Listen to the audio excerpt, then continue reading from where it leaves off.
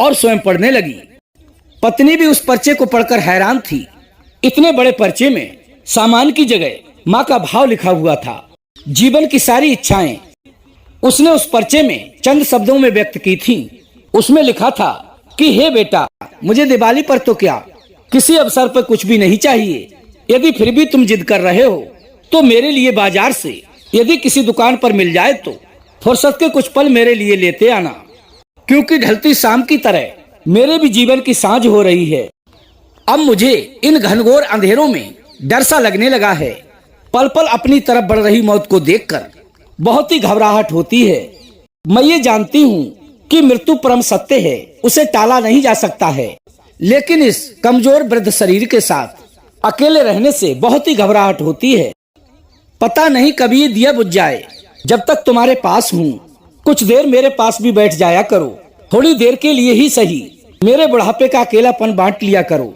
तेरे पास रहने पर बिना दिया जलाए ही मेरे जीवन की सांझ रोशन हो जाएगी।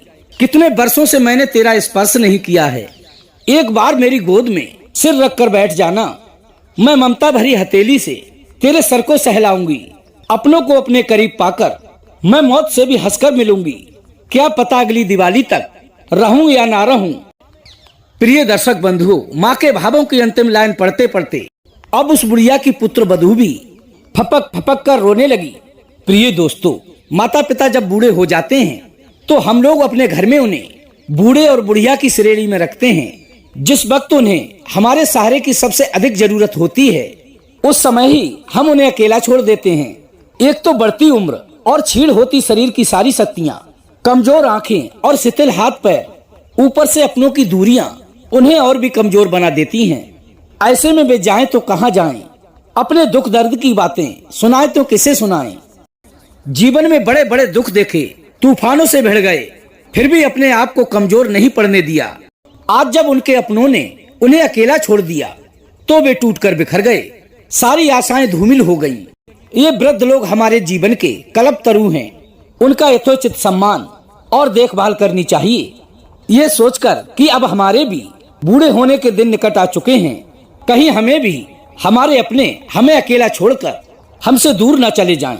इसलिए अपने बुढ़ापे के समय की तैयारी अभी से शुरू कर दो, क्योंकि प्रिय दर्शक बंधुओं, हमारे अच्छे बुरे कर्म देर सबेर हमारे पास लौटकर अवश्य ही आते हैं।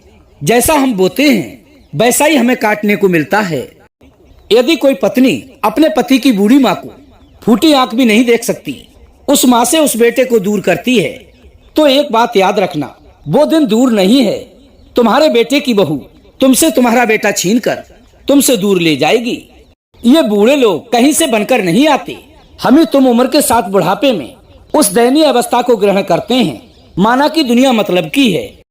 पर इतने मतलबी तो मत बनो कि हमारे इस जीवन को जो देने वाले हैं, जिन खुशियों को देखने के लिए उन्होंने अपनी खुशियों की बलि चढ़ा दी, आप उनको ही बुढ़ापे रूपी अंधे दुख सागर में छटपटाने के लिए छोड़ रहे हो। इसलिए प्रिय दर्शक बंधुओं, याद रखना, कर्मों का फल भोगना ही पड़ता है। ऊपर को उछाला गया कीचड़ लौटकर अपने ऊपर ही गिरेगा। वृद्ध माता पिता हमारे ऊपर वाले हैं, जिनको मस्तक पर बिठाने की बजाय हम पैरों से कुचलते हैं। उनकी अच्छी सलाह भी हमें बुरी लगती है। दुर्भाग्य उस संतान का जो दोबारा कभी मनुष्य की संतान नहीं बनेगा, जो अपने दायित्वों को मनुष्य बनकर नहीं निभा पाया। हम मानते हैं कि तुम मजबूर हो गए, पर माता पिता के दुख से कोई भी बड़ी मजबूरी नहीं हो सकती। प्रिय दर्शक बंधुओं, यदि आज की हमारी इस वीडियो से आपने कुछ सीखा हो तो हमारी इस वीडियो पर मनन करना और अपने जीवन में उतार कर दूसरे लोगों को शेयर करना। हम कल फिर मिलेंगे इसी प्रकार की ज्ञानवर्धक चर्चा के साथ। इसी के साथ प्रिय दोस्तों, राधे राधे, जय श्री कृष्णा।